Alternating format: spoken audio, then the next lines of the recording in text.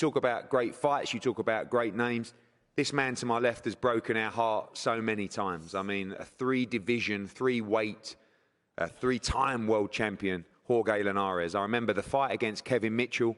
I think no one in this country did not want Kevin Mitchell to become a world champion. He might have been a couple of rounds away from potentially doing it before Jorge Linares stopped him in a fight of the year at the O2.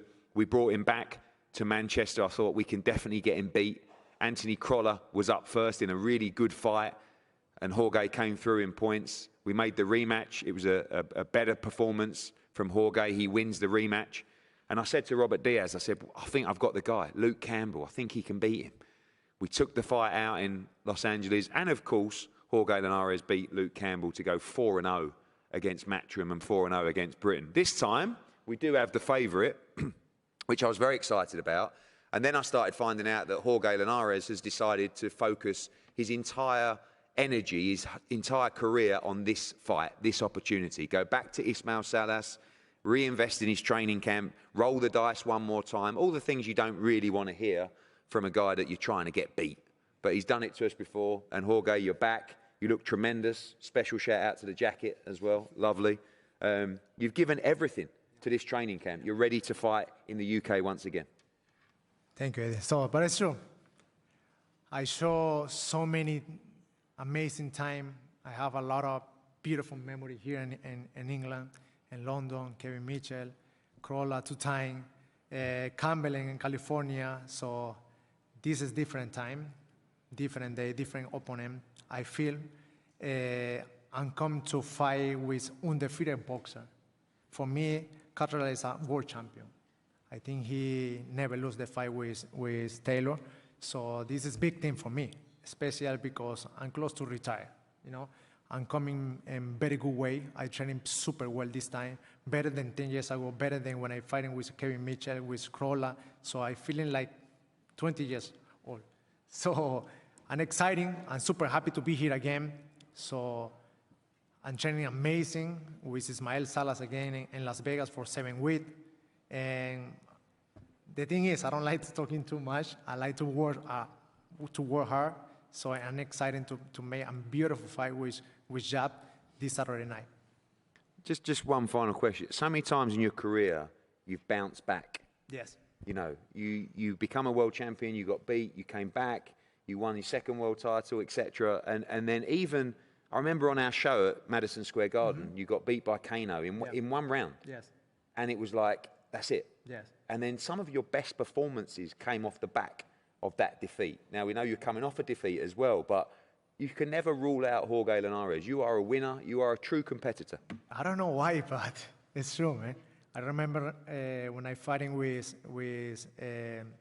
DeMarco in California, and also when I lose with Jejo Thompson in Mexico, I was like close to retire, and then I waiting for something opportunity. I think that opportunity in Japan 2014 before New Year, and I get a world champion again, and after that I make 6 defense.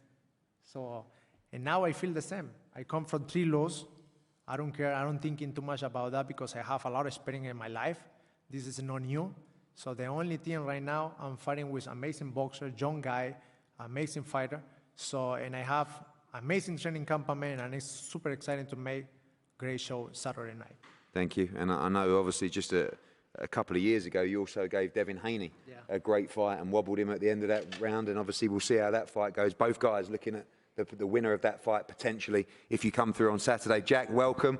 I said to Sam Jones, you know, great win last time out against Daryl Foley, but we need a name. We need a standout victory. And Jorge Linares has done it. You know, we're expecting around 7,000 in the arena on Saturday. It's going to be a tremendous atmosphere, tremendous card, and a great opponent for you to really get your teeth into. And training camp has reflected that. Yeah, definitely. I think the fact that Linares has been over here a number of times, the British fight fans are familiar with him, so that's also helped to sell the fight. But I'm excited for Saturday now. When Sam gave us a call and said it was Linares, it kicked me into action. It's an exciting name. He's been there. He's got the T-shirt. He's had his time in the sun, and now it's my time. Obviously, we all feel you should be the undisputed champion, but now the road back to those world championships is important. Do you feel like you need to make a statement on Saturday? I know that winning is always important, but you're facing a possessed guy over here that is really his career rides on Saturday night. You know he's going to bring his best, but a statement victory from you could change the landscape of the division in terms of your next path. Yeah, it excites me that he's back with Salas. I've seen he's been working hard in Las Vegas, so it makes you work that extra hard at home, preparing for the fight.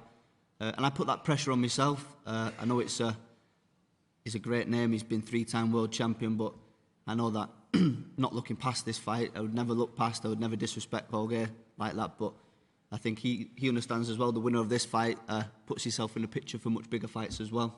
Yeah, and obviously your aim to become a world champion, and not looking past Saturday, but I asked the question for the media and the fight fans as well. Obviously, the little fight coming up between Haney and Prograis, I'm sure you're going to fly out for that one to watch. You want the winner of that fight. I know the Josh Taylor fight is one that the British public want so dearly, but World Championship's definitely the target for you. Yes, I set out in this sport to be world champion. We've not achieved that yet, but I do believe it's in my ability.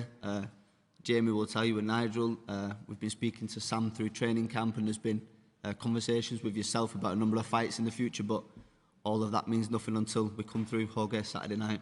Well, we look forward to a tremendous fight. Jack Catteral against Jorge Linares. One thing I guarantee is the winner of this fight on Saturday will be in a mega fight of the 140-pound division, so good luck to both.